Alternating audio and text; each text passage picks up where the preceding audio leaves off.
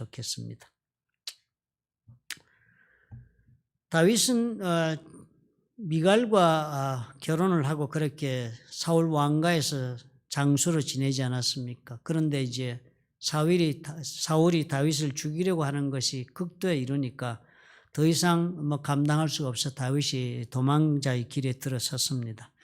그렇게 도망을 나와서는 아둘람 굴에 들어가서 몸을 숨기고 살았어요. 그렇게 사는 동안에 먼저 가족들이 찾아왔습니다. 다윗의 가족들이 이제 다윗이 그렇게 사울의 그 적수가 되어서 도망을 갔으니까 사울의 그 영역하에 살 수 없잖아요. 그러니까 부모, 자식, 형제들이 다 다윗을 찾아 아둘람 굴로 왔습니다.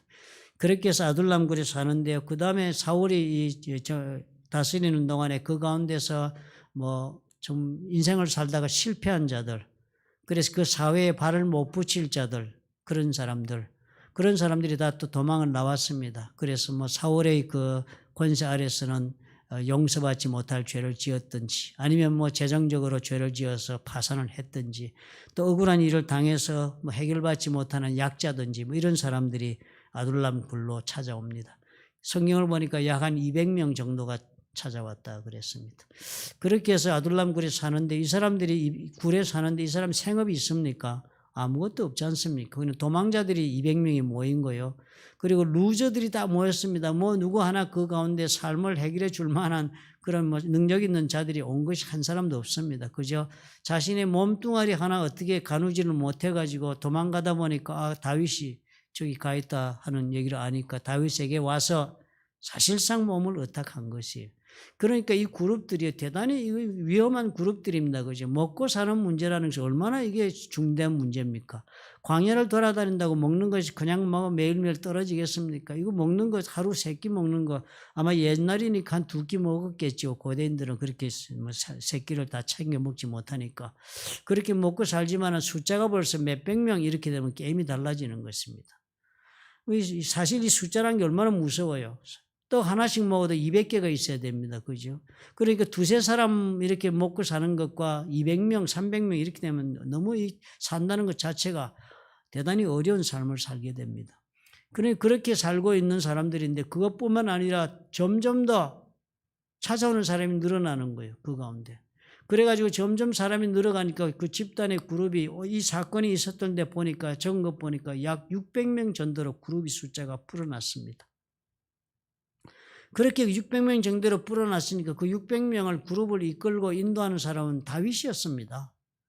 다윗은 전쟁하고 장수였고 목동이었고 그랬지만 600명의 다양한 배경을 가진 사람들을 자기가 불러모은 선택한 사람도 아니고 제발로 찾아온 사람들이니까 각양각색이었을 것입니다. 별의별 과거를 지닌 사람들과 별의별 환경을 가진 사람들 600명이 모였다는 이 단체가 이것이 보통 모임이 아니죠. 그죠? 여러분 목자 한번 맡아서 해보신 분 아시겠지만 교회의 목자를 맡아도 목은 한 10명, 12명 이렇게 목은 이렇게 교회에서 이렇게 배당을 해주거나 하면 많이 해준 겁니다. 그죠? 그렇게 해주면 그 10명, 12명 같은 교회를 다니는 사람들인데 목자로서 그 12명, 10명도 제대로 마음이 하나 되고 신앙생활하게 이렇게 이끌어가기가 쉽지 않은 것을 발견합니다. 그 다 배경도 우리는 다 비슷비슷해요. 이제 같은 동시대 우리 문화 속에 사는 사람들입니다. 우리가 특별히 각 세계 각지에서 흩어져 모인 그런 별난 사람들이 아니라 비슷한 배경을 가지고 비슷한 그런 환경 속에 신앙생활을 우리가 같이 하겠다고 모여서 매주일마다 동일한 말씀 듣고 이래서 모인 사람 10명도 감당한다는 것이 쉽지가 않은데요. 다윗이 얼마나 큰 이런 소용돌이 그런 속에서 이 사람들을 이끌어가고 있는가를 우리가 짐작해 볼 수 있습니다. 그런 때입니다. 그러니까 가만히 이 사람들이 사는 걸 보니까요. 이 600명이 몰려다니면서 사는 것이요. 다른 일이 아닙니다. 그 다니면서 자기들 먹을 것을 어디든지 가서 획득해야 돼요. 나무에 달린 열매가 있으면 따먹어야 될 것이고 농사 짓는 농산물이 있으면 걷어 먹어야 되는 것입니다. 누가 채소를 심어놔서 그 채소 걷어 먹어야 되고 곡식 있으면 털어 먹어야 되고 이렇게 해서 사는데요. 그렇게 사니까 대단히 중요한 문제가 거기서 발생할 수 있습니다. 그 사람들과의 관계 속에서 큰 문제가 발생할 수 있어요. 언제든지요. 그런데 다윗은 아마 참 지혜롭게 이 그룹을 잘 운영했던 것으로 봅니다. 다윗이 오늘 이 이야기하는 내용을 보면요. 다윗은 언제나 거기에서 목동으로 양을 치는 사람들이 있거나 혹은 또 유목할 뿐만 아니라 농사짓거나 모든 가경의 기업에 종사하는 사람들에게 안전을 제공해 주는 그런 일을 한 것입니다. 그 사람들이 보호받도록 해주기로 했어요. 왜냐하면 그 당시는요. 각자의 안전은 각자의 책임 몫이었습니다. 정부의 무슨 그런 공권력이 강해가지고 치안이 확보된 때가 아니었습니다. 고대 사회가 로마 제국이 들어설 때까지 대단히 그런 점에서 불안한 것이었습니다. 사도 바울도 그 시대에 여행 다닐 때요. 대단히 위험한 여행길이었습니다. 이 안전이 보장되지 않았습니다. 지금처럼 우리가 여행 갈 때는 뭐 그렇게 우리가 걱정할 게 있습니까? 안전하게 다니지만 예전은 그렇지 않았어요. 길에 나서면 위험을 직면하게 됩니다. 그러니까 사도 바울도 강도도 수태 맞았다고 그러고요. 얼마나 자기 그 선교하면서 고생한 거 한번 읽어보십시오. 거기 보면 여행 다니는 위험이 엄청난 겁니다. 집 밖에 나가면 바로 위험을 당할 수 있는 곳입니다. 그게 그 당시 사회였습니다. 그러니까 그 이전이니까 바울 이전 이게 벌써 몇천 년 전입니까? 그리고 이 당시는 대단히 자기의 그 안전이나 자기의 생명은 자기 힘으로 그렇게 유지하고 살아야 됩니다. 그러니까 족속들이 다 일단 뭉쳐서 족장의 지휘하에 일사불란하게 사는 것도 그렇게 살아야만 자신들이 생존할 수 있기 때문에. 그런데 다윗이요. 그런 그룹들이니까 양을 누가 많이 치고 있으면 힘센 사람이 지나가다 양 몇 마리 뺏어갈 수도 있고 이런 거니까 다윗이 자기가 있는 그 동네에서는 그 양들도 지켜주고 안전하게 농사도 짓고 살게 하고 안전을 보장해 그 치안을 담당해 준 것입니다. 그러면 사람들이 어떻게 고마우니까 치안을 유지하는 사람들에게 자신들의 삶의 일부인 물질을 갖다 바치고 이렇게 해서 공생을 하고 있는 것이었습니다. 여러분 그 옛날에 그 중국의 모택동하고 장개석 그 국민당과 그 공산당이 그 전쟁할 때 여러분 얘기도 들으신 적이 있어서 기억하시는 분 있겠죠. 그때도 장개석 국민당이 그 장개석 총통이 이끄는 그 국민당이 뭐 군사력에서는 압도적이었습니다. 그리고 그 전체적인 대세가 뭐 그 중국을 통일시키고 다스릴 수 있는 그런 군사력도 있고 정통성도 있고 다 갖추고 있었습니다. 그런데 그 전쟁이 공산당과 벌어지고 있을 때 모택동이 이끄는 그 휘하의 부대는 소수였고 적은 군대였습니다. 그리고 또 군사력도 약하고 그런데 결국은 뺏기지 않았습니까? 그리고 대만으로 밀려갔는데요. 그 가장 큰 이유 중에 하나가 민심을 잃었다는 것입니다. 이 돌아다니면서 전쟁을 하는데요. 이 전쟁하고 돌아다닐 때 이 장개석 총통 군대들은 자신들의 권리를 다 행사했습니다. 그죠? 소출 자기들이 다 먹을 만큼 내놓으라 해서 받고 세금 받듯이 다 받고 자신들이 그 군대들이 당당히 요구하면서 필요한 것을 다 탈취해 썼습니다.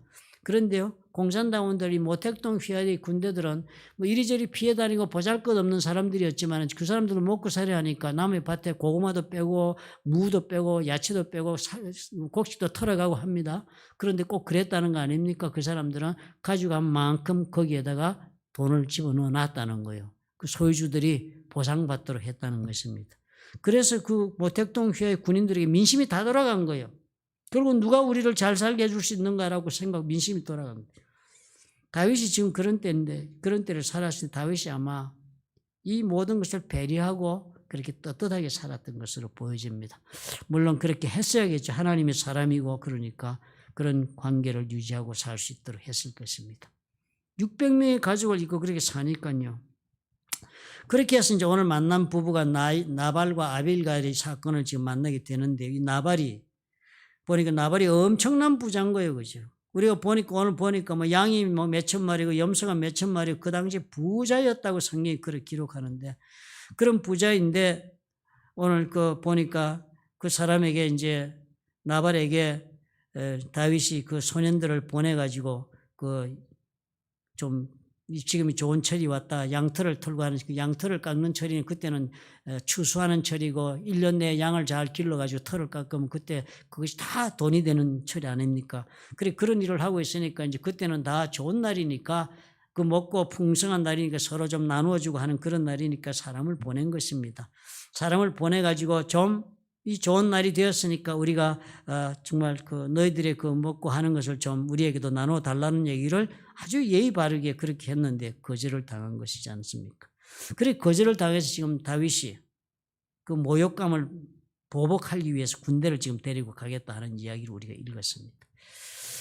이 나발에게 보니까요 아내가 있는데 그 아내 이름이 아비가일이라는 여자인데요. 성경은 적기를 그 여자는 총명하고 용모가 아름답다고 그랬습니다. 여자가 총명하고 용모가 아름답다라고 이렇게 묘사한 것은 참 훌륭한 아내라는 말과도 동의어라고 볼 수 있겠습니다. 그런데요, 남자는 완고하고 행사가 악하다 그랬습니다. 그는 갈멜 족속이었더라. 그 남자는 완고하고 행사가 악한데요, 이 사람은요, 그 업이 갈멜에 있고 심히 부했다. 부자여서 양이 3천이고 염소가 1천이고 그런 사람이다. 그렇게 해서 이제 살고 있는 부부였습니다. 그러니까 어떻게 이런 부부, 보면 대체로 이제 부부 관계에서 보면은 이런 경우에 이 나발이 큰 가문을 이루고 있으니까 부자가 돼가지고 그 안에 일어나고 있는 살림은 다 이 여자가 총명하고 지혜롭게 잘 그렇게 유지를 해서 이 나발이 삶을 살았겠지요. 그렇게 살았는데요. 그래서 사람을 보냈습니다. 그래서 이제 다윗이 사람을 보내서 그렇게 이제 가가지고 사람을 보내서 그렇게 부탁을 했는데 거기서 이제 나발이 답을 하는데 이렇게 답을 하는 거예요. 다윗이 부탁을 했습니다. 내 소년들에게 물어보면 그들이 내게 고하리라. 우리가 어떻게 해왔는지를 너희 소년들에게 물어봐라. 네 일꾼들한테 물어보면 그들이 다 알고 있다. 그런즉 내 소년들로 내게 은혜를 얻게 하라. 내가 지금 사람 보내서 다윗이 말을 전하는 겁니다. 다 나발에게 그렇게 내 소년들을 보낼 테니까 은혜를 얻게 하라. 뭘 좀 달라고 부탁을 한 거지. 은혜를 얻게 하란 말은 우리가 좋은 날에 왔은즉 네 손에 있는 대로 특별한 것을 요구하는 것이 아니고 너들이 지금 양털 깎고 하느라고 먹는 것이 많이 이렇게 준비했을 테니까 그 내 손에 있는 대로 네 종들과 네 아들 다윗에게 주기를 원하노라. 우리가 다 그런 사람들이니까 혜택을 좀 달랐고 그렇게 나발에게 아주 공손하게 내 종이라 그러고 네 아들 다윗이라 그러고 그렇게 말을 했습니다. 그렇게 부탁을 했는데요. 나발이 그 보낸 소년 10명에게 답을 주는 거예요. 나발이 대답을 하는데 다윗의 사원들에게 대답하여 가로되 다윗은 누구며 이새의 아들은 누구냐? 요즘에 각기 주인에게서 억지로 떠나는 종이 많도다. 이거 대단히 이게 참 놀라운 표현을 합니다. 그죠? 나발이요. 지금 다윗이 주인 누구를 떠났습니까? 사울의 입장에서 보면 다윗이 사울을 그 주인의 품을 떠난 그런 도망자 같은 인간인 것입니다. 사울의 입장에서 보면. 그리고 나발은 지금 다윗의 입장에서 보지 않고 사울의 입장에서 보고 있는 사람이에요. 그래 기득권층들은 다 이렇게 했죠. 그 당시 사울이 왕이었고 그러니까 사울 왕의 그 보호하에 그 정권하에서 잘 살고 있는 사람들은 역시 사울을 지지했겠죠. 정권이 바뀌면 불안해지지 않습니까? 아마나 다 사울도 나발이 그런 사람이었겠죠. 그러니까 그런 말을 한 것입니다. 하는데 그냥 거절한 것이 아니고 다윗은 누구며 이새의 아들은 누구냐. 주인에게서 억지로 떠난 적이 요즘 많다고 그러더라. 그런 거예요. 그러니 내가 어찌해서 내 떡과 물과 내 양털 깎는 자를 위해 잡은 고기를 가져서 어디로서인지 알지도 못하는 자들에게 주겠느냐라고 나발이 거절을 한 거예요. 이렇게 사람이 좀 모자랍니다. 그죠? 거절을 할 때도 사실 우리 이렇게 거절하는 거 아니지 않습니까? 그죠? 부드럽게 거절하면 안 주면 그만인데, 그죠? 안 주면 그만인데 이렇게 막 사람을 그냥 비하하고 모욕감을 느끼도록 이렇게 말한다는 것이 대단히 놀라운 그 사람입니다. 나발이 인격의 밑바닥이 드러나 보이는 말입니다. 이런 사람이었다, 나발이. 나발은 자기 입장에서 얼마든지 사람을 막 가진 것이나 그 모든 능력 이런 것 보고 그냥 그 사람의 가치를 평가하고 마음대로 그렇게 횡포를 부리면서 가진 자의 횡포를 부리고 살던 그런 사람이었어요. 속으로 사람을 무시하고 인간을 인간답게 보는 것이 없는 사람인 것이 드러난 것입니다. 다윗은 아직까지 그렇게 특별하게 다윗이 자기 자리에 올라선 사람은 아니고요. 그죠? 그렇게 600명이 우 몰려다니니까 불안당처럼 그렇게 말을 해도 그런 사람이라고 말을 해도 답변할 만한 그런 자리에 있는 사람이 못 됐습니다. 아직 도망다니고 있는 사람이니까요. 그렇지만 나발은 지금 전 상태를 몰랐지요. 나발이 과연 사무엘이 사울에게 어떻게 했는지 그리고 사무엘이 어떻게 다윗에게 기름 부어 왕으로 세웠는지를 나발이 다른 사람들처럼 알기라도 했다면 달랐을 것입니다. 그래서 전혀 나발은 그런 것에 관심이 없는 사람이 분명하잖아요. 다윗이 분노한 것입니다. 거절을 당한 것 때문이 아니라 모욕을 받아서 분노한 것입니다. 사실 이게 대단히 사람에게 중요한 것입니다. 우리가 인간관계를 이루면서 제일 중요한 것은요, 어떻게 해요? 이것입니다. 우리가 서로 관계를 안 맺을 수도 있고 관계를 맺었다가 끊을 수도 있습니다. 그죠? 그 미국 사람들 보면 참이 잘하는 것이 그건 같아요. 미국 사람은 영화에나 봐서 그런지 뭐 실제로는 제가 별로 못 보지만 영화에서 봤지만 미국 사람들은 결혼했다가 이혼할 때도 잘 헤어지고 서로가 웃고 헤어지더라고요. 그죠? 그런데 한국은 그렇게 하기가 아직 어려운 것 같습니다. 한국의 무슨 연속극이나 뭘 봐도 결혼하면서 웃어서 잘 헤어지는 부부 이야기는 아직 많이 등장하지 않아요. 서로가 원수가 돼서 헤어지고 막 그럽니다. 그리고 헤어질 때 보면 한국의 셋업을 보면 서로가 다 아픈 것을 막 건드리고 이래서 막 만신창이가 되어서 헤어지는 부부로 나오고요. 미국 쪽 부부들을 보면 헤어졌지만 서로가 다 어떻게 서로가 서로를 상처 주고 막 그렇게 쓰러뜨리지 않고 헤어져서 각자가 그리고 또 서로가 서 있는 모습들로 보여지기 위해서 많이 다릅니다. 이 다윗이 바로 이런 문제에서 문제 생긴 것이에요. 우리가 정말 대인관계를 하면서도 인간의 관계 제일 미숙하고 제일 거칠고 제일 잘못하고 있는 것은 뭔가 하면 헤어지는 관계에서조차도 상대방의 인격을 인정할 줄 모르는 것입니다. 우리가 거절하거나 헤어지고 이럴 때는 그저 상대방의 모욕을 주거나 아주 막 그냥 짓밟고 상처 주고 이렇게 하는 게 얼마나 많습니까? 원시적인 인간관계 하는 사람들의 모습이 성숙하지 못한 사람들이 자존심을 상하게 하고요. 모욕감을 느끼게 하고 아주 이게 나쁜 방법이잖아요. 나발이 지금 그렇게 한 것입니다. 그러니까 다윗이 이제 자기 사람들에게 명령을 하는 너희는 각기 칼을 차라. 각기 칼을 차매. 아마 600명 몰려다니면서 다 칼 차고 나가자고 한 건 처음이었을 것입니다. 도망다니는데 무슨 사울의 추격을 피해서 갈 때도 무슨 칼 차고 뭐 전쟁을 준비하면서 하라고 명령했겠습니까? 그저 몸을 피하기가 바빴죠. 이리 피하고 저리 피하고. 그리고 칼을 차고 400명가량은 데리고 올라가고 200명은 소유물 곁에 있게 했다. 남은 식구들과 200명 군인은 남겨두고 그 지키라고 하고 400명을 데리고 올라간 거예요. 나발이 있는 곳을 향해서 갔습니다. 자기도 직접 칼을 차고 다윗도 자기 칼을 차고 나간 거예요. 직접 이 모욕을 갚겠다고 나간 거예요. 그렇게 이제 가면서 다윗이 말을 한 것이 이렇게 적었습니다. 내가 이자의 소유물을 광야에서 지켜 그 모든 것을 하나도 손실이 없게 한 것이 진실로 허사다. 많이 도와줬나 봐요. 그죠? 다윗의 지금 이 양떼도 많고 하니까 뭐 도둑이 얼마나 들끓었겠습니까? 그래서 그것을 하나도 손실이 없게 도와줘 진실로 허사다. 그가 악으로 나의 손을 갚는도다. 내가 그에게 속한 모든 것 중에 한 남자라도 아침까지 남겨두면 하나님은 다윗에게 벌을 내리시고 또 내리시기를 원하노라. 엄청난 지금 살육이 벌어지게 된 것입니다.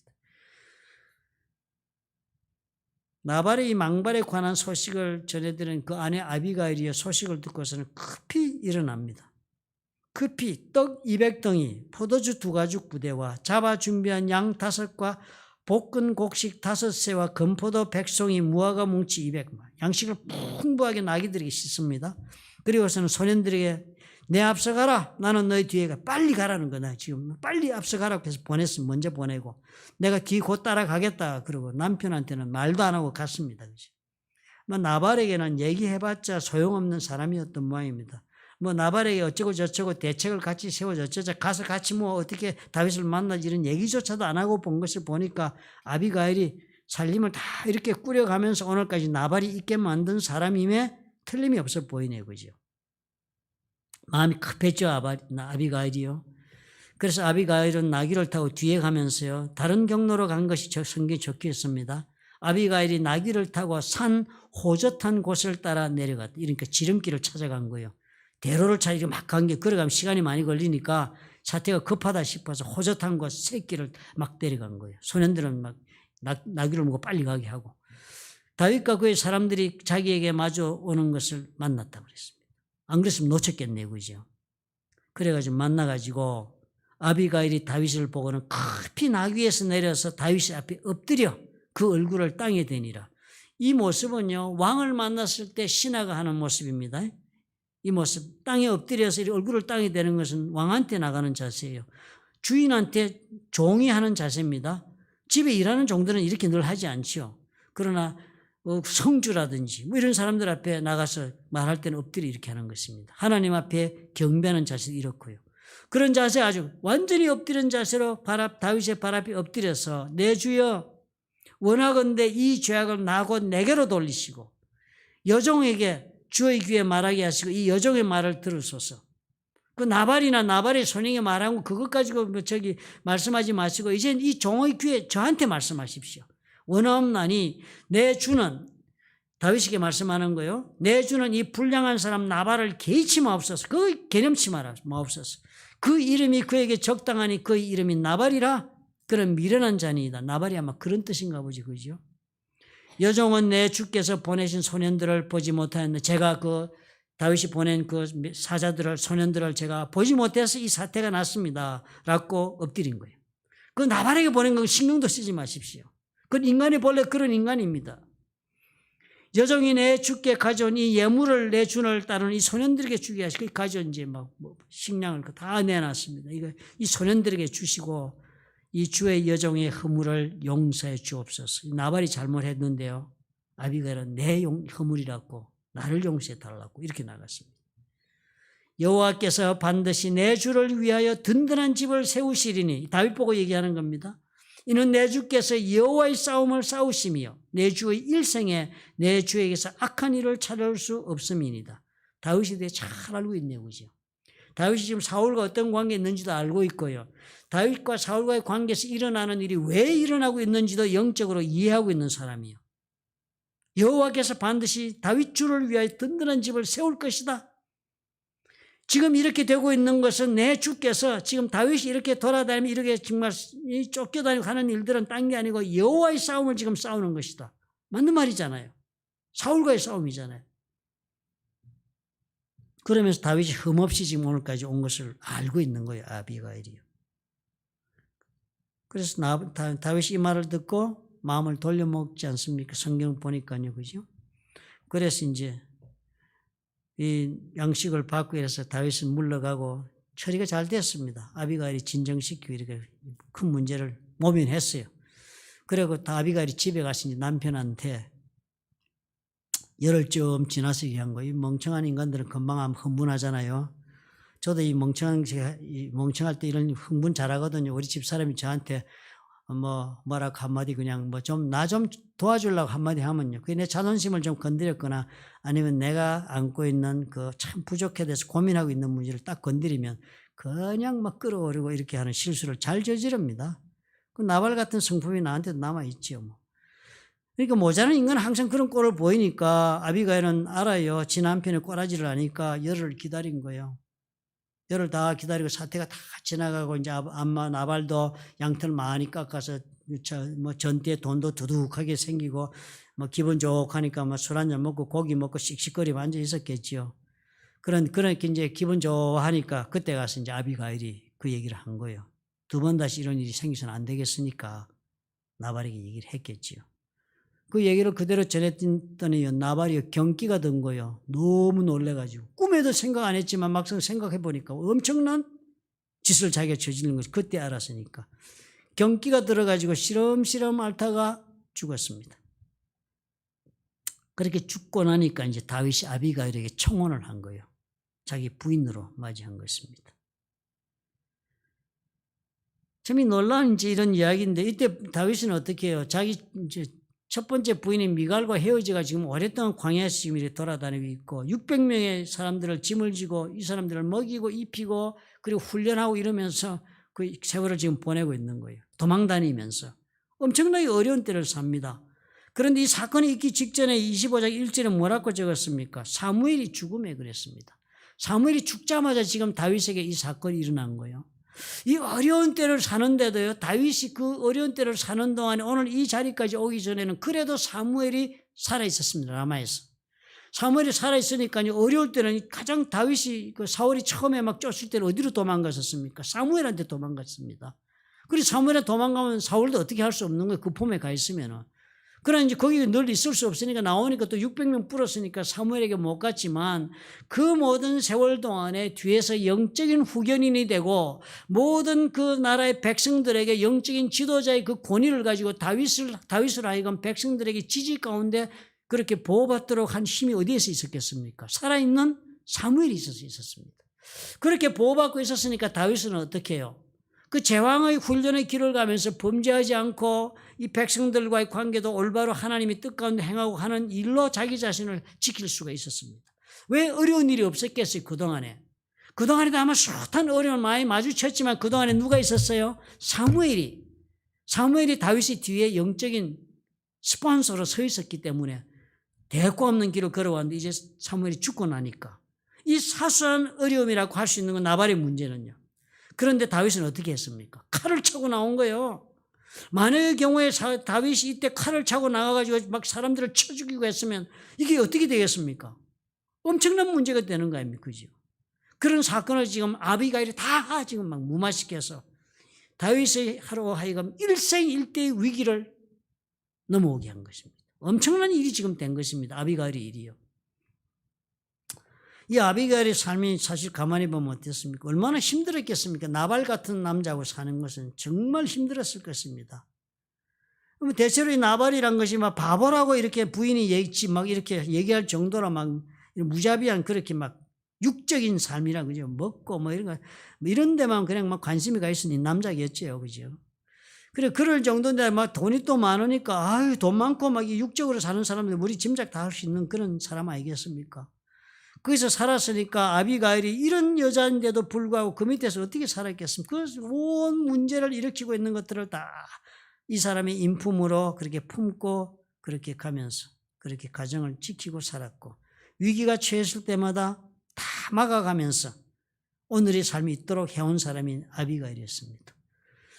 참 이 아비가일은요, 자기의 그 인품이 그 고매하고 자기 자신의 가치가 있는 것을 나발의 그 문제 때문에 다 그냥 그게 막 동화가 되고 휩쓸려가고 그래서 인생을 망가뜨린 사람이 아니었습니다.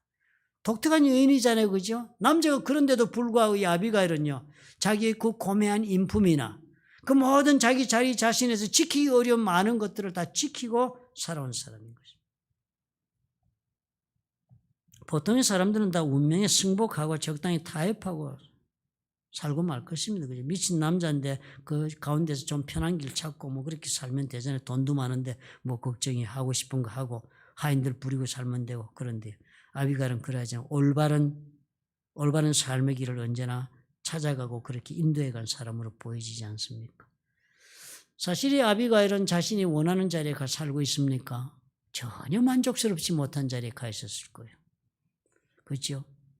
특별히 남자들은 원하지 않는 자리에 가 있어도 큰 문제가 없는 것이 고대 사회입니다. 왜냐하면 여자들이 항상 남자들의 그 세계 속에서 의지하고 살아야 되는 사회니까 여성들이 누릴 수 있는 삶의 그 모든 그 방법이나 한계나 뭐 그런 모든 것은 남자의 그 삶의 테두리 안에서 이루어지는 때니까요.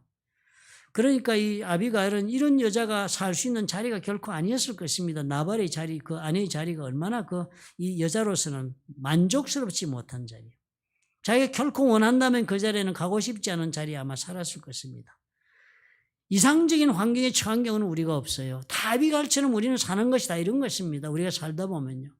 남자건 여자건 우리는 다 내가 정말 내 능력을 발휘하고 내 꿈을 펼쳐나가며 내 살고 싶은 인생을 살 수 있는 자리에 가 있는 사람이 누가 있습니까? 한 사람도 없습니다.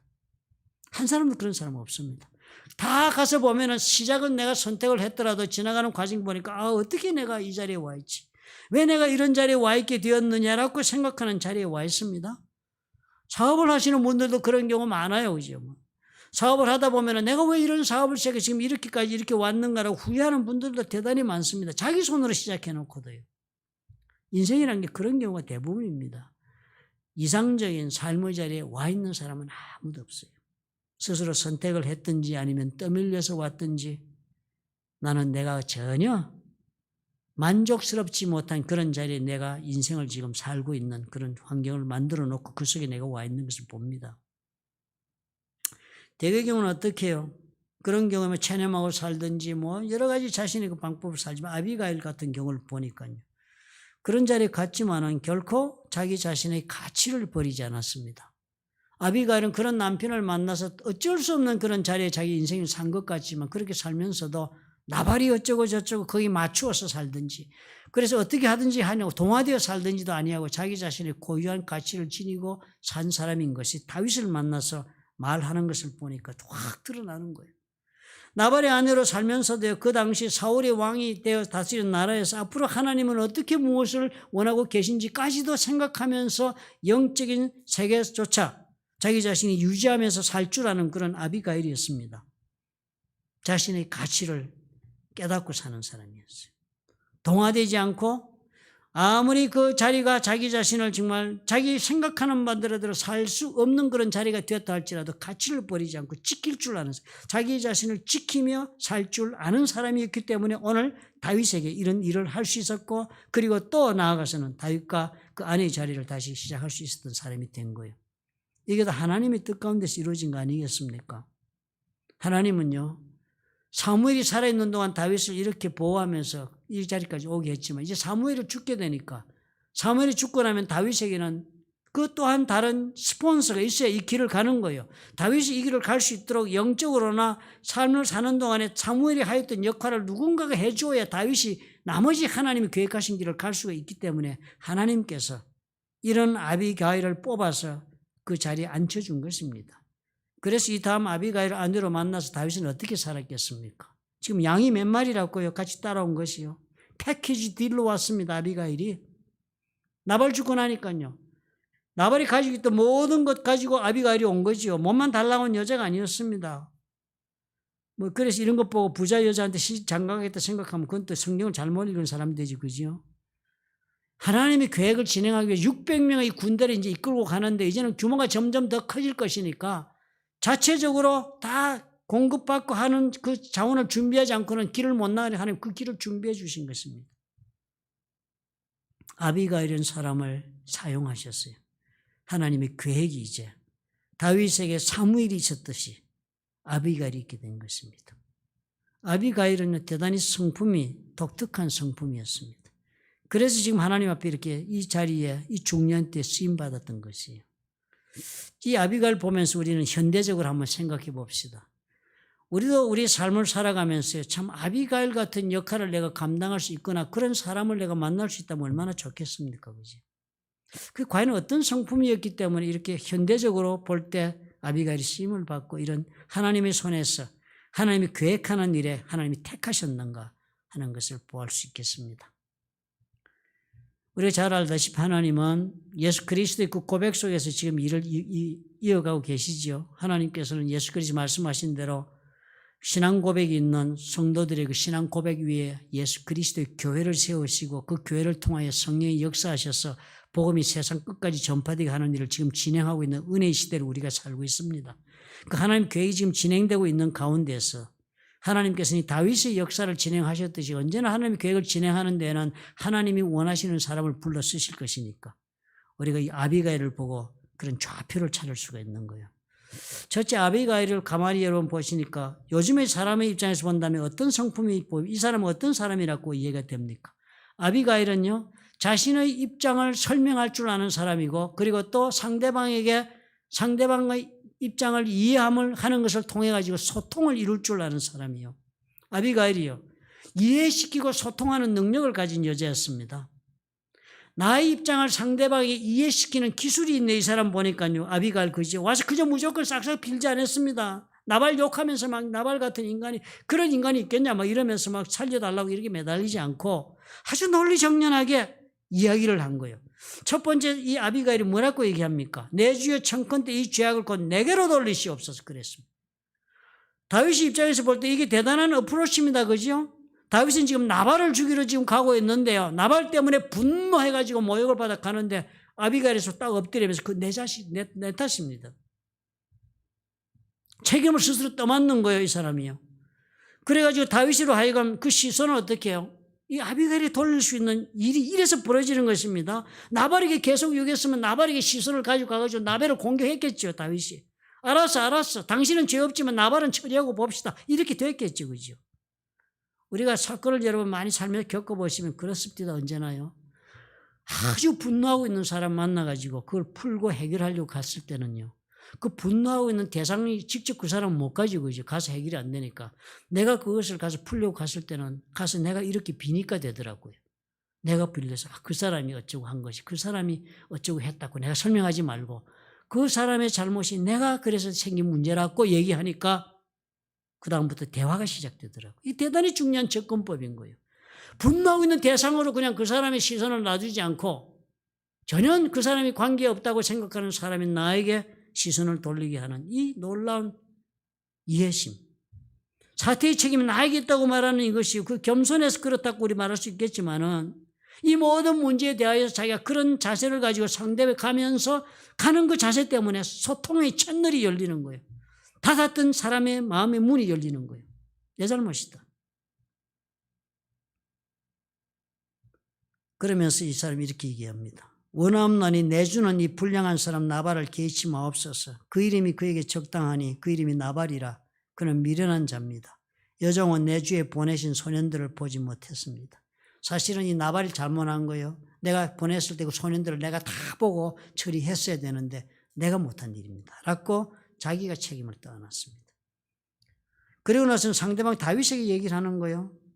다윗에게는 뭐라고 얘기를 하냐면 내 주께서 무지한 피를 흘리셨다든지 내 주께서 친히 보수하셨다, 복수하고 이랬다든지 뭐 이런 것을 함을 인해서 뭐 슬퍼할 일도 없고 내 주의 마음에 걸리는 것도 없지요. 당연히 그렇게 하실 수 있지요. 다윗이 그 말하는 거예요. 지금 칼 차고 오셨는데 칼 가지고 그냥 사람 죽이고 피 흘려도 괜찮고요. 그렇게 할 만한 사건입니다. 이것은.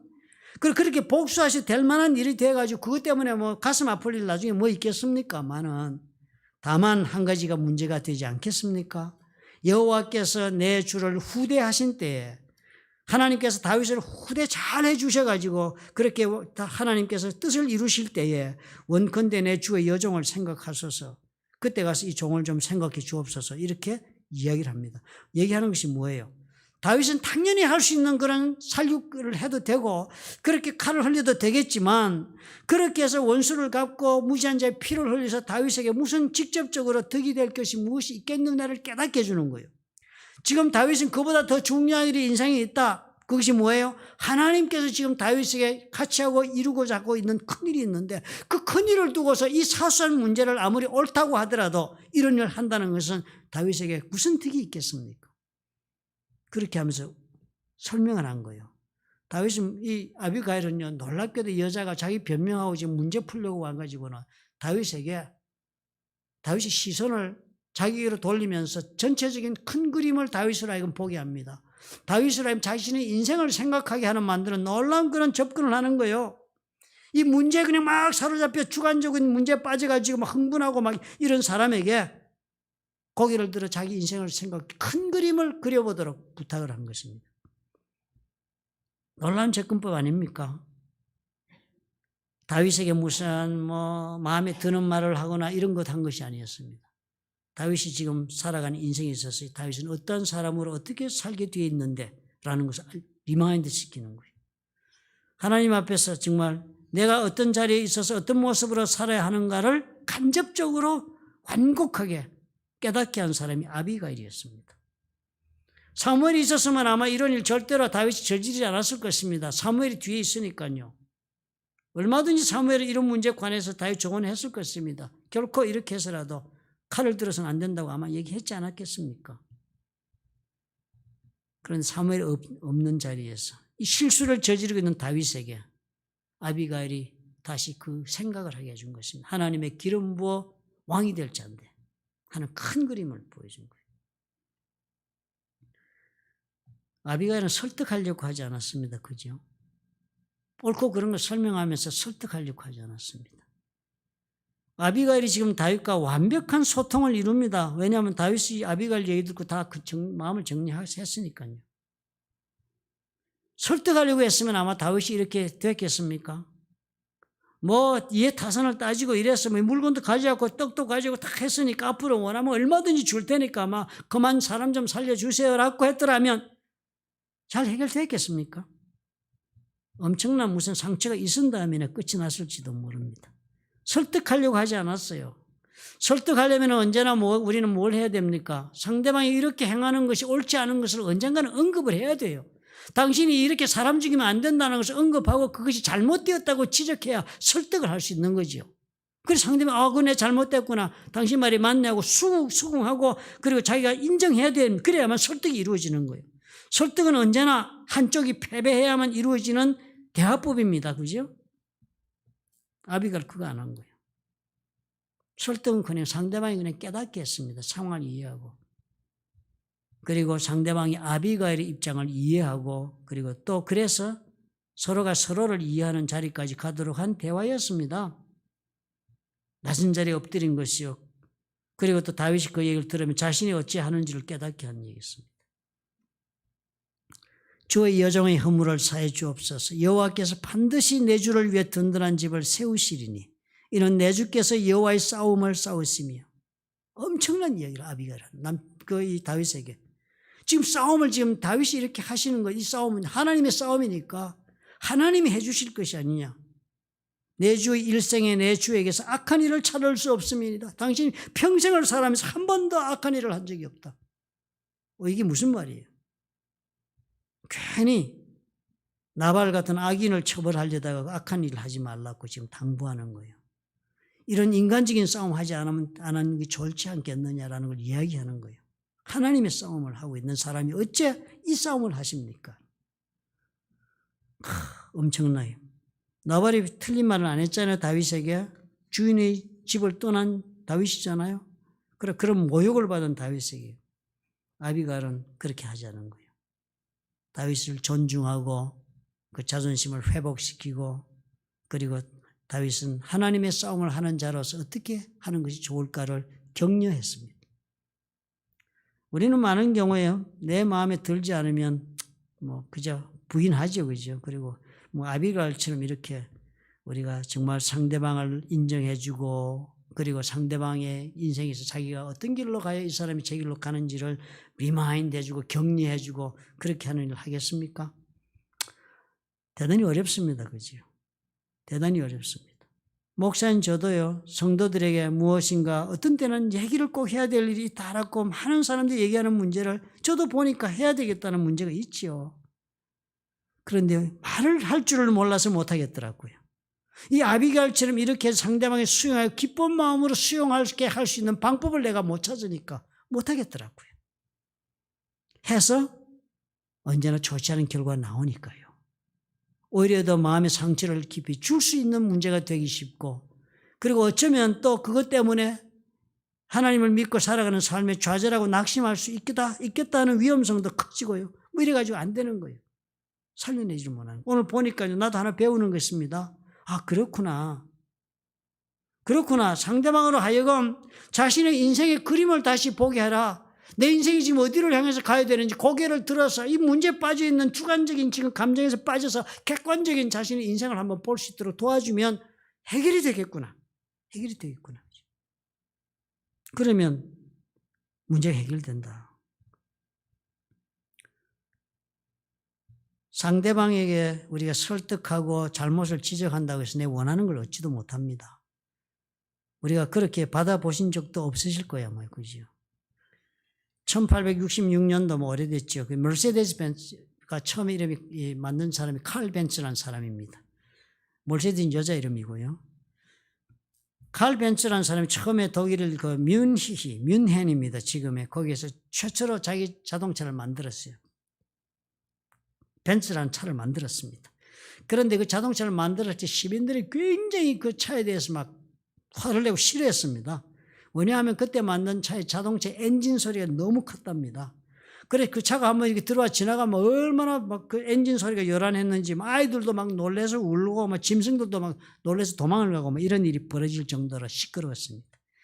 그러니 시민들이 워낙 거세게 막 이렇게 막 그 혹평을 이런 바람에 그 관청에 그 시티죠. 관청에서는 그 당시에는 이 자동차라는 이름이 없었고요. horseless carriage라고 그랬어요. 말이 없는 그런 마차다 이렇게 불렀습니다. 그 horseless carriage에게는 속도 제한을 하자 이래가지고 규정을 통과시켰습니다. 그래서 처음에 나온 그 속도 규정이요. 처음에 시내 안에 들어오면은 3.5마일을 넘으면 안 됩니다. 시속 3.5마일. 엄청나게 사람 걸어가는 속도보다 느리죠. 시외로 나가서는 시속 7마일까지 자동차가 달릴 수 있도록 그렇게 속도 제한을 했습니다. 그러니까 벤츠가요, 이렇게 엉금엉금 기어가는 속도로 가는 차를 만들어가지고 다른 말하고 마차하고 경쟁할 수 없으니까 상품화 되지도 않고 그 애초에 목적도 이룰 수가 없는 건데 이제 법에 딱 묶이게 된 것입니다. 그러니까 이 칼 벤츠가 생각하다가 이 법을 만드는 최고 책임자인 시장을 자기 마을로 초대를 합니다. 그리고서 시장에게 우리가 차를 새로 한번 만들었는데 같이 한번 시승을 해보자. 그렇게 초청을 했다고 그래서 시장이 아주 흔쾌히 응했지요. 처음으로 자기 시승을 하는 거니까. 그러면 그러고서 이제 차를 타고 가기 전에 벤츠가 사전에 어느 정도 가면 그 길에 이렇게 코스를 지나가겠다고 마음에 정하고는 그 중간쯤 어디에다가는 말이 이끄는 마차를 대기시켜 놓고 기다리게 했습니다. 그리고 시장을 차에 태우고 이제 그곳을 지나가는 거요. 지나가던 마차가 있는 곳을 지나가던 그 마부에게 부탁을 해놨습니다. 내가 당신 있는 옆을 지나가던 그때 채찍을 휘두르면서 마차를 냅다 몰고 달려라 우리 옆을. 벤츠하고 시장이 타고 있는 차를 그래서 막 냅다 앞질러 가라 마차를 타고. 그리고 벤츠가 그렇게 이제 부탁을 해놓고 시장을 타고 차를 타고 갔습니다. 그리고 마차 옆을 지나가는 느리 뭐 3.5마일로 뭐 이렇게 기어가듯이 그렇게 거북이 차 가듯이 가고 있는데 그렇게 가는데 갑자기 시장하고 타고 가고 있는데 옆에서 마차가 막 그냥 막 소리를 지르면서 칵 하고 달리니까요. 같이 타고 가는데 시장이 막 화를 터뜨리는 거예요. 둘이 이렇게 타고 재미있게 타고 가는데 옆에 마차가 막 달려가니까. 그러면서 벤츠한테 말하기를 저 마차 저렇게 막 따라잡으라고 막 그런 거예요. 사장이요. 사람이 잘 그러지 않습니까? 타고 가는데 누가 막 앞서가면 막 그냥 저 왜 뿌리가 뒤지겠냐 싶어 따라잡으라고 그랬습니다. 그랬더니 벤츠가 공손하게 대답을 했습니다. 시장님, 대단히 죄송합니다. 이 말도 안 되는 속도 제한 규정 때문에요. 달리고 싶어도 도저히 달릴 수가 없습니다. 그렇게 얘기한 거예요. 이 법을 당신이 만들어 놓으니 이렇지 않습니까? 뭐 이러고 로비하지 않았습니다. 그냥 아무리 달리고 싶어도 지금 규정이 있어갖고 못 달리겠네요. 소통이 이루어진 거예요. 시장하고. 그리고 해졌습니다. 얼마 되지 않아가지고 속도 제한 규정이 해제가 됐어요. 그래가지고 그 다음부터 벤츠가 자동차를 개발하고 시승하고 하는 일을 마음껏 그 시에서 했다고 합니다. 소통이 없으면요 문제 해결이 없습니다. 하나님도 이 문제를 얼마나 귀하게 생각했겠습니까, 여러분? 이 소통을 소홀하게 생각하시면 안 돼요. 하나님도 이 소통을 이루지 못하니까 그 아들을 이 자리에 보낸 것입니다. 예수님 뭐 때문에 와가지고 성육신 했습니까? 인간하고 소통을 이루기 위해서 온 거예요. 소통을 제대로 완벽하게 이루기 위해서는 하나님께서 이 방법을 택하지 않을 수가 없으니까 그렇게 오신 거예요. 예수님 오실 때 그 소통의 첫째 원칙이 뭐였습니까? 상대방의 모습으로 왔습니다. 우리 인간이 얼마나 죄 지었는지 뭐 이것을 깨닫고 그래가지고 하나님 앞에 자비를 구하고 엎드려서 눈물로 회개하게 하기 위해 오신 것이 아니고요. 인간을 이해해 줄 수 있는 모습으로 왔습니다. 인간을 인간답게 그렇게 봐주는 사람으로 왔어요. 예수님은 그렇게 해서 인간들이 다가왔지요. 그렇기 때문에 소통이 일어나기 시작한 것입니다. 나발같이 그렇게 우리는 가기 쉽습니다. 우리 아랫사람이나 도움을 필요로 하는 사람이나 혹은 틀린 일을 계속하고 있는 사람이나 정말 우리가 바라볼 때 어떻게 저렇게 사느냐 하는 사람과 우리가 관계를 맺고 싶다, 맺어야만 된다면 우리는 아마 나발처럼 다가가기 쉽지요. 그런데 아비가일 이 사람 보니까요. 전혀 다르지 않습니까? 하나님의 방법이 바로 이런 방법인 거예요. 그 과정 속에서 이런 상대방을 상대방대로 인정해주고 그 상대방을 하여금 자신의 인생길을 생각하고 고개를 들어서 큰 그림을 보고 이렇게 가도록 하는 마음을 회복시키고 나니까 관계가 정리가 되었습니다. 그죠? 그런 가운데서 이 아비가일이 행하는 그 성품을 한번 보십시오. 대단히 자비스럽게 합니다. 대단히 인자하게 합니다. 뭐 격하거나 이런 것이 대단히 부드럽게, 대단히 친절하게 합니다. 그죠? 사실상 이 성품이 너무나도 중요한 것입니다. 무슨 일을 이루는데 이 성품이 대단히 중요해요. 그죠? 우리는 이 과정 속의 성품에 정말 인자하게 자비하게 대하는 이것이 대단히 어렵습니다.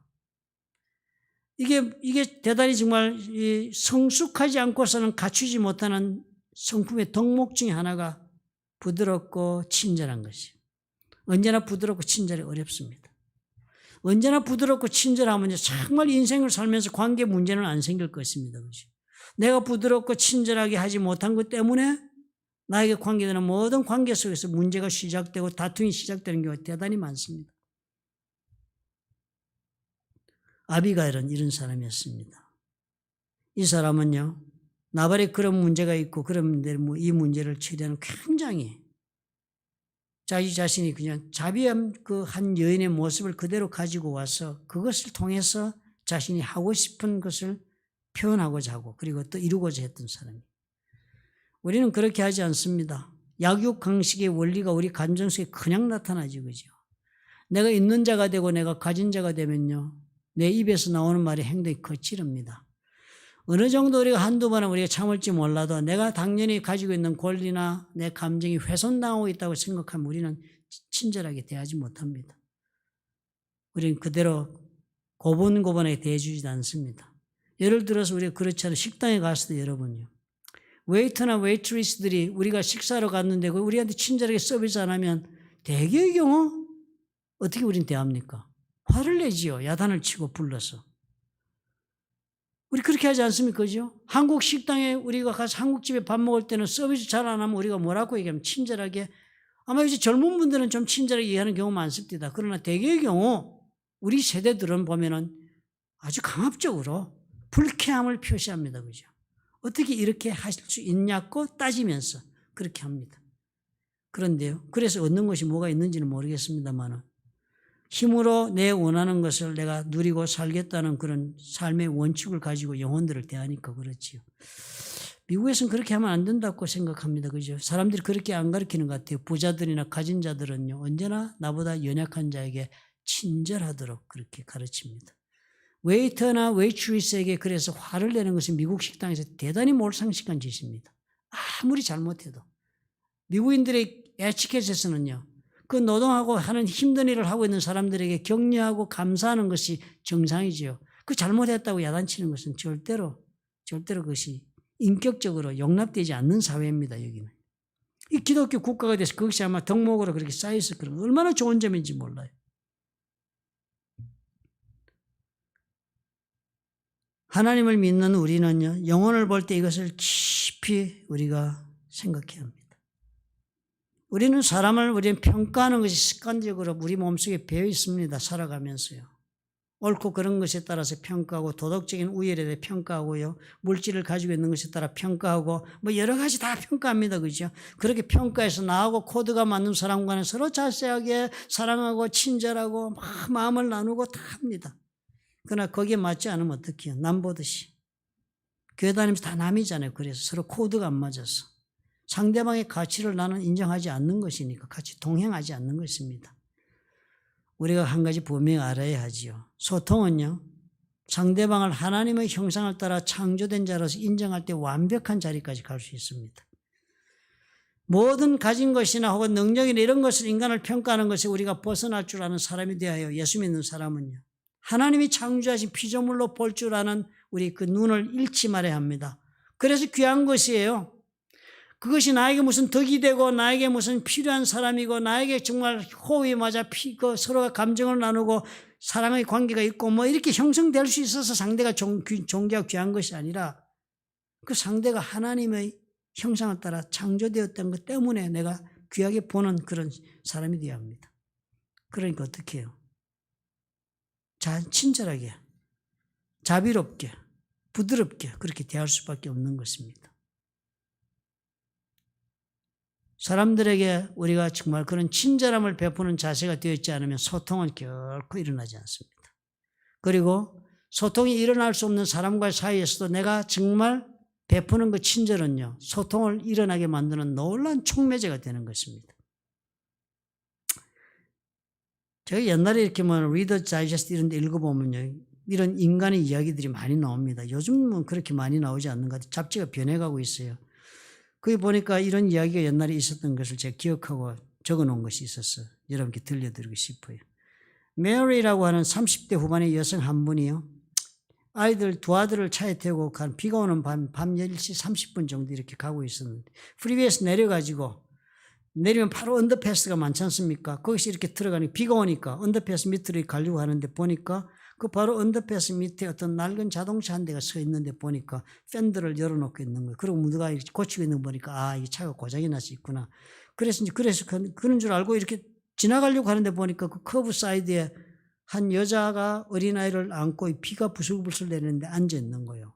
틀림없이 아마 저 가족들이 가보다 하는 생각이 들었습니다. 보니까 아이고 여자아이니까요, 비도 오고 날씨는 춥고, 그러니까 메리가 운전하고 가다가 자기도 아이들도 있고 하니까 아마 애 보고는 마음이 동했는지 모르지요. 가서 바로 가까운 데 세우고서는 찾아갔습니다. 뭐 도와줄 게 없냐고. 그랬더니 남자가 그러는 거예요. 걱정하지 말라고 우리 동생에게 연락을 했는데 지금 곧 도와주겠다는 사람이 지금 오고 있으니까 대단히 감사합니다. 가셔도 된다고 그랬습니다. 그렇지만 메어리가 보니까요. 그렇게 비도 올 때는 오더라도 저 아이하고 여자가 길에 앉아 있는 것이 마음에 너무 걸린 거예요. 그래서 자기 차는 뭐 고장이 났으니까 히터도 없고 하니까 밖에 나와 있었겠죠. 그 차를 대고서는 히터를 켜고 따뜻하게 하고서는 그 아이하고 어머니를 불러서 차에 들어오라고 그랬습니다. 그래서 사람이 올 때까지 자기 기다려 줄 테니까 몸을 녹이고 있으라고. 그랬는데요. 물경 2시간을 기다린 거예요. 그제서야 도와주는 사람이 나타난 것입니다. 일이 이런 것입니다.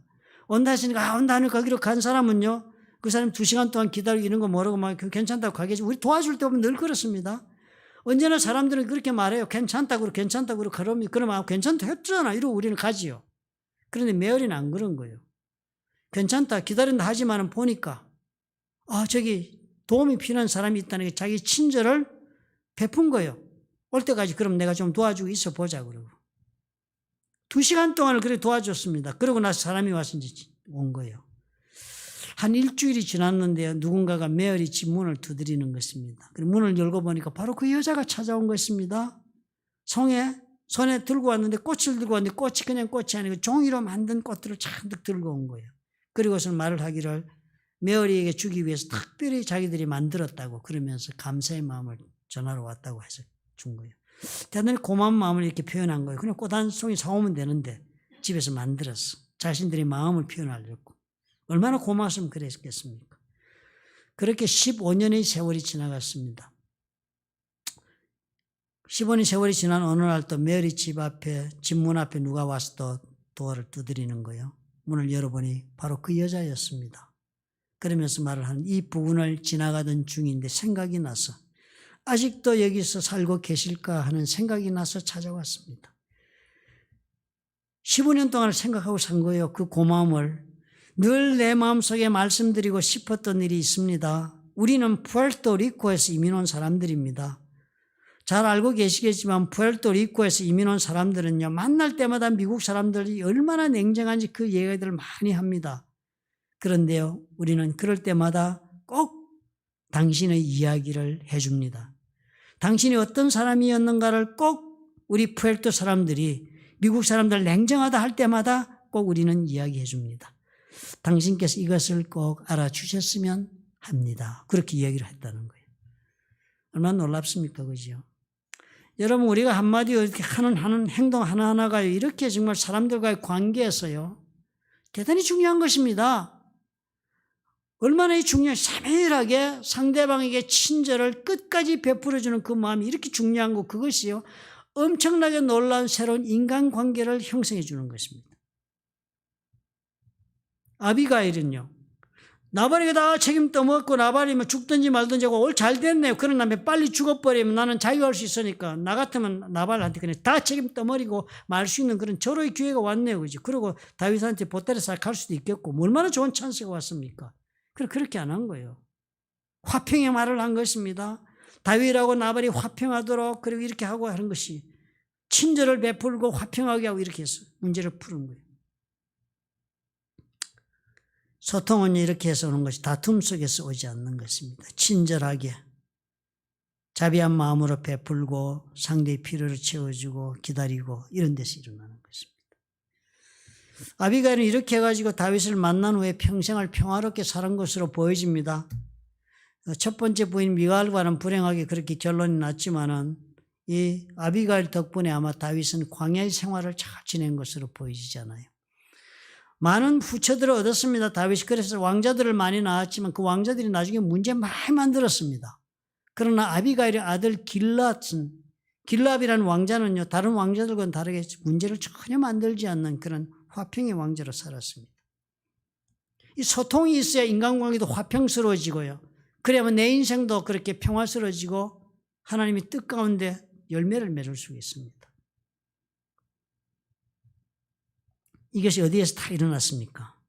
아비가일의 그 성품에서 이 문제가 생긴 거예요.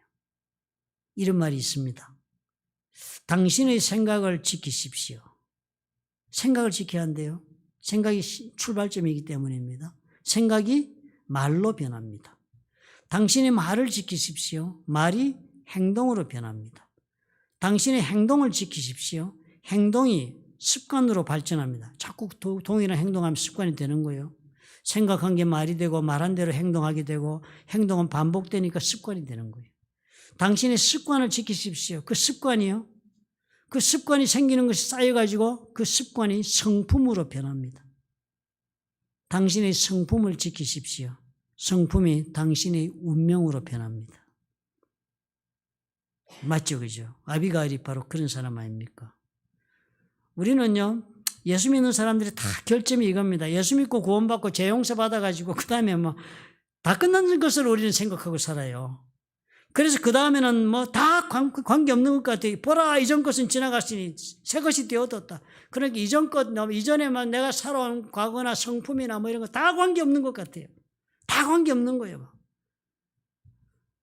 그리고 그런 말 많이 합니다. 베드로도 예수님의 제자가 돼가지고 지 성질대로 다 살았다. 막 입이 큰 애가 돼가지고 막 말하면서 제자가 길 갔다. 이러면서 우리는 그렇게 막 하는 거예요. 예수 믿고 나서 그냥 막 예수 믿었으니까 다 됐고 막 이랬으니까 다 사랑하고 용서하고 살면 된다. 이러고 자꾸 나옵니다. 그렇지?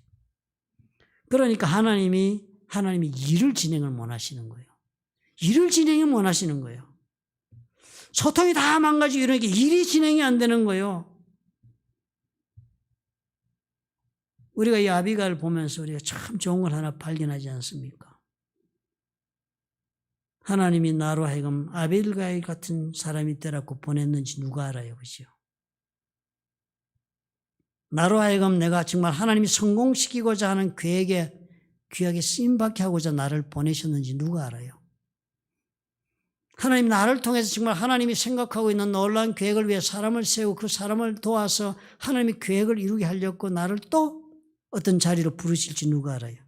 이렇게 해서 내가 가는 모든 자리에서 나는 뭐가 돼야 돼요? 소통을 이룰 수 있는 사람이 돼야 돼요. 소통할 줄 아는 사람이 되어야만 이것이 일어나는 거예요. 그 소통을 어디서 이룰 수 있습니까? 보니까 성품에서 나오네요. 그런 성품을 갖추어야 되겠네, 그죠? 성품을 갖춰야 되겠습니다. 아비가일처럼 이런 성품이. 이해시키려면 어떻게 해야 되는지 하는 성품을 갖춰야 돼요. 상대방의 관심을요, 나나 너나 문제의 당사자에 가는 것보다는 눈을 들어서 하나님이 그 사람의 인생에 대해 가지고 있는 것을 볼 줄 아는 사람으로 북돋아주고 세워주고 하는 데서부터 시작이 될 수 있다. 그러려니까 어떻게 해요? 친절해야 되고 책임을 내가 진다고 말해야 되고 상대방을 모욕하지 말아야 되고 상대방으로 하여금 이때까지 살아온 인생길에서 잘해온 것을 살리고 부족한 일에 괜히 손실 보지 않도록 격려해야 되고 싸우지 않도록 친절해서 화평하도록 말해야 되고 이런 것들을 해야 되는 거예요. 그리고 예수 믿으면서요. 어떤 무엇도 다 중요하겠습니다. 믿음도 중요하고 다 중요하겠습니다. 그런데 내 믿음으로 하나님께서 나를 써서 하나님이 원하시는 일을 이루는 일에 내가 쓰임받지 못한다면 그 믿음이 과연 얼마나 큰 믿음이고 얼마나 필요한 믿음이 되겠습니까? 나 하나 천국 가는 믿음을 넘어가지 못한다면 애석한 것입니다. 아비가일 보면서 오늘 우리 그런 좋은 생각합시다. 내 마음먹기에 따라서는 하나님의 일이 엄청나게 진전할 수 있다. 그것이 어떤 거라고요? 그렇구나. 내가 소통을 할 수 있는 그런 사람이 되어야 되겠다. 이제까지는 내가 마음을 닫고 관계를 맺지 않는 사람들보다 내가 소통의 길을 열면 그곳에서 하나님의 놀라운 계획을 진보시킬 수 있구나.